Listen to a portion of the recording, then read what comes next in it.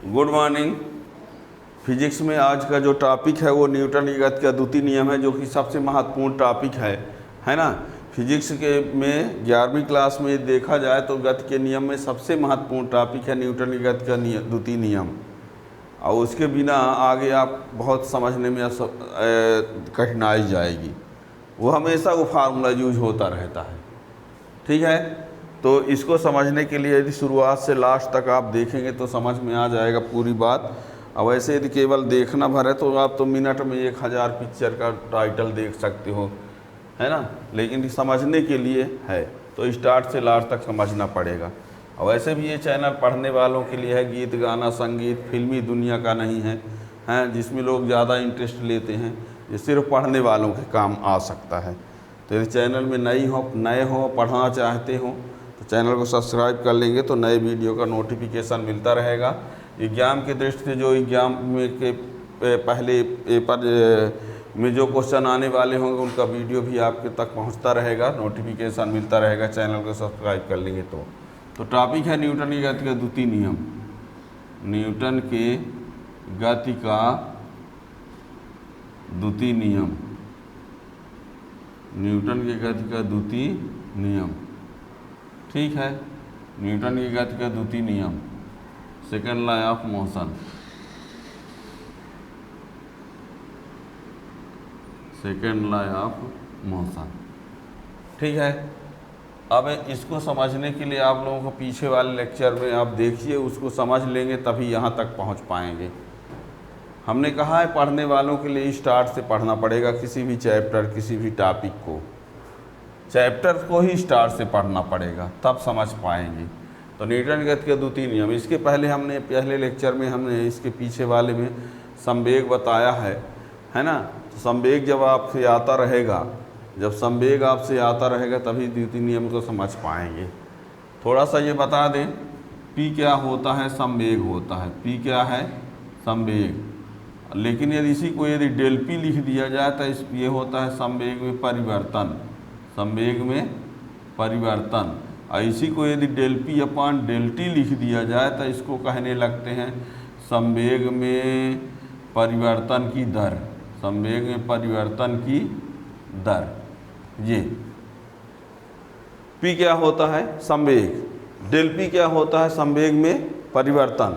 Del P upon del T क्या होता है, संवेग में परिवर्तन की दर। सिर्फ पी को क्या कहेंगे, संवेग। डेल पी को कहेंगे संवेग में परिवर्तन, और del P upon del T को क्या कहा जाता है, संवेग में परिवर्तन की दर। और एफ क्या होता है, बल, ठीक है ना। ये आपसे आना चाहिए, इसको आप पढ़ना चाहते हैं तो आपको ये आना चाहिए। ये भी पता होना चाहिए कि del V upon del T equal to क्या होता है, ए, त्वरण इसको बोलते हैं। क्या कहते हैं, त्वरण। तो ये सब कुछ आना चाहिए, ठीक है ना। तो न्यूटन की गति का द्वितीय नियम क्या कहता है, सुनिए। किसी वस्तु में बल लगाया जाए तो उसके संवेग में परिवर्तन होता है। किसी वस्तु में जब बल लगाएंगे तो उसके संवेग में क्या होगा, परिवर्तन होगा। तो ये बताया गया कि संवेग में जो परिवर्तन की दर होता है, संवेग में परिवर्तन की लगाए गए बल के अनुक्रमानुपाती होता है। ज़्यादा बल लगाएंगे तो संवेग में परिवर्तन की दर ज़्यादा होगी, कम बल लगाएंगे तो संवेग में परिवर्तन की दर कम होगी, ठीक है ना।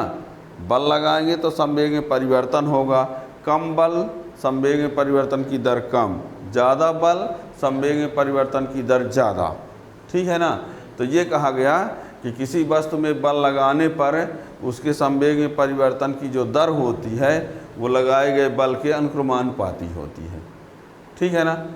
इस नियम के अनुसार किसी वस्तु के संवेग में परिवर्तन की दर उस पर लगाए गए बल के अनुक्रमानुपाती होती है, ठीक है। इसी आधार को लेके चलेंगे तो F बराबर m a पहुँचाएँगे, और यही है न्यूटन की गति के द्वितीय नियम का गणितीय रूप, ठीक है ना। तो लिखते हैं, इस नियम के अनुसार किसी गतिमान वस्तु इस नियम के अनुसार किसी गतिमान वस्तु के संवेग में परिवर्तन की दर, इस नियम के अनुसार किसी गतिमान वस्तु के संवेग में परिवर्तन की दर उस पर लगाए गए बल के अनुक्रमानुपाती, लगाए गए बल के अनुक्रमानुपाती होता है। इस नियम के अनुसार किसी गतिमान वस्तु के संवेग में परिवर्तन की दर उस पर लगाए गए बल के अनुक्रमानुपाती होता है तथा बल की दिशा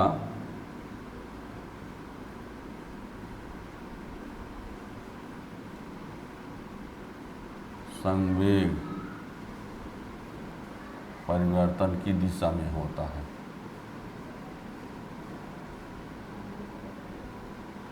चाहिए कह दो बल की दिशा संवेग परिवर्तन की दिशा में होता है या संवेग में परिवर्तन बल की दिशा में होता है, दोनों चलता है।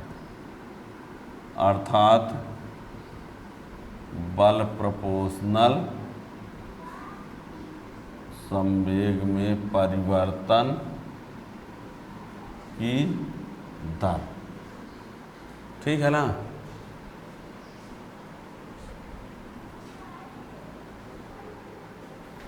ठीक, इस नियम के अनुसार किसी गतिमान वस्तु के संवेग में परिवर्तन की दर उस पर लगाए गए बल के अनुक्रमानुपाती होता है और इस बल की दिशा, यह बल की दिशा या इस बल की दिशा, ये कह दीजिए, इस बल की दिशा संवेग परिवर्तन की दिशा में होता है या संवेग परिवर्तन की दिशा लगाए गए बल की दिशा में होता है, ठीक है ना।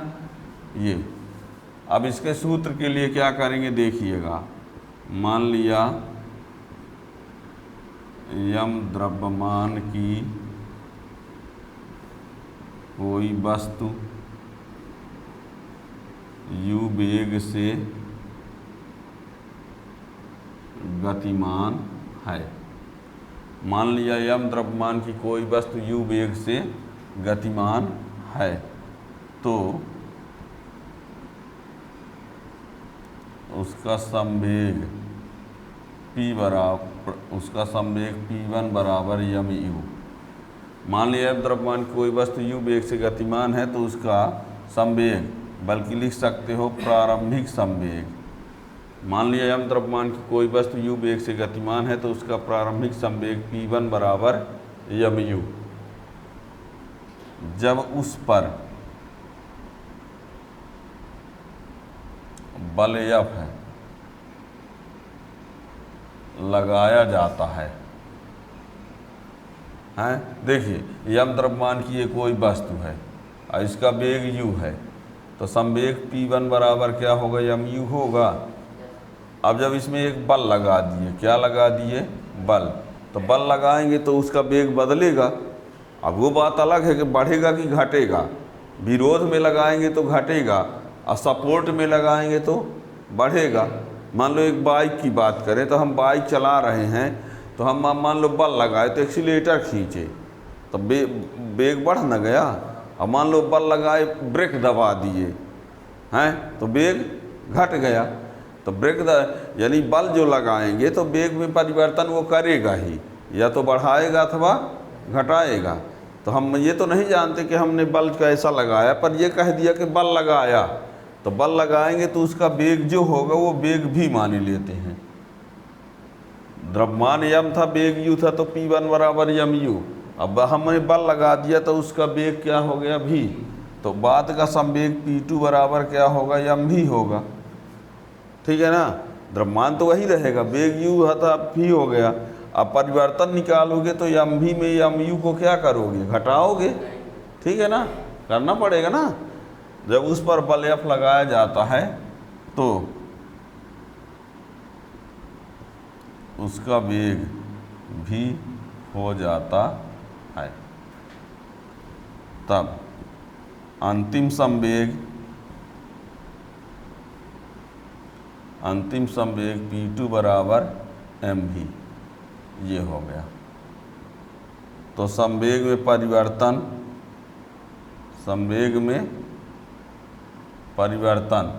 P2 माइनस P1 बराबर mv माइनस mu। तो ये हो गया डेल P और m कॉमन तो v माइनस u। तो डेल P बराबर m इंटू डेल v। ठीक है, इतना संवेग में परिवर्तन है P2 माइनस P1 तो mv माइनस mu, ये P2 है, ये P1, m कॉमन ले ले v माइनस u, अंतिम वेग माइनस प्रारंभिक तो वेग में परिवर्तन। ठीक है, दिख रहा है। अब तो ये हमने कहा था P तो संवेग है और डेल P क्या है, तो ये संवेग में परिवर्तन हो गया। अब हमको चाहिए क्या, संवेग में परिवर्तन की दर, तो अपान डेल T कर दें। तो इसी को आगे हम क्या लिख सकते हैं, संवेग में परिवर्तन की दर तो del P upon del T, इधर भी डेल T उधर भी, तो ये del V upon del T। तो ये बराबर क्या हो जाएगा ma। क्या हो गया ये a, क्यों हो गया, del V upon del T बराबर a त्वरण हुआ करता है, पीछे चैप्टर में पढ़ाया जा चुका है ना।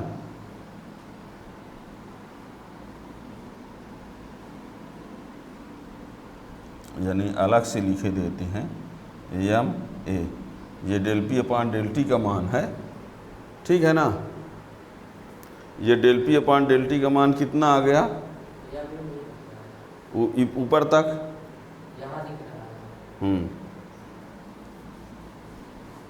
तो del P upon del T equal to m del V upon del T हो गया। इसी को हम ये लिख देते हैं, या del P upon del T बराबर m a, del V upon del T को a लिख दिया। अब ये दिख गया।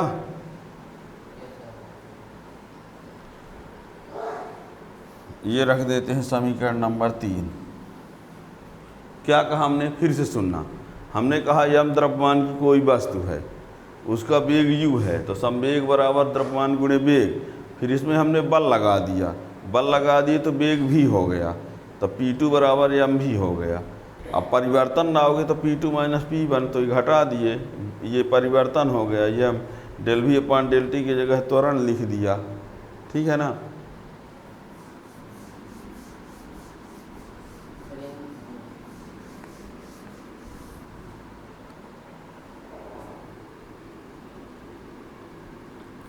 तब नियमानुसार F proportional del P upon del T, तो F प्रोपोर्शनल ma, तो F इक्वल टू KMA, जहाँ के एक नियतांक है। अब यदि m बराबर 1 kg, a बराबर 1 मीटर पर सेकंड स्क्वायर, F बराबर 1 न्यूटन,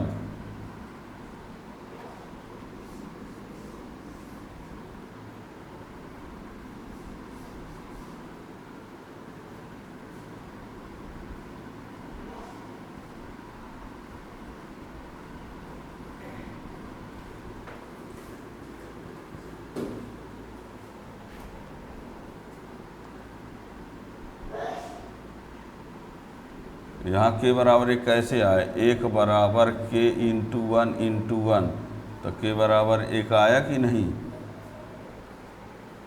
F की जगह 1 लिख दिए, k लिख दिए, m 1 a 1, तो k बराबर 1।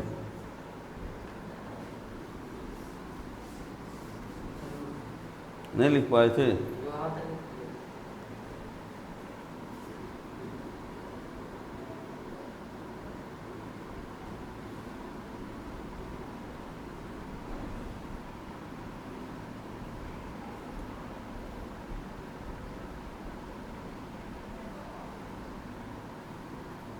यही न्यूटन के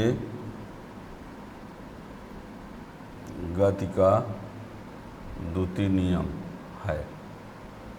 यही न्यूटन की गति का द्वितीय नियम है। न्यूटन की गति का द्वितीय नियम का यही गणितीय रूप कहलाएगा। ठीक है ना।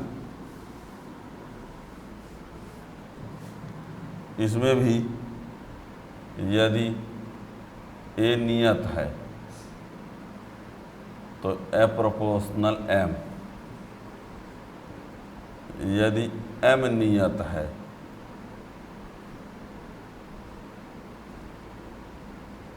तो ए प्रोपोर्शनल ए, यदि एफ नियत है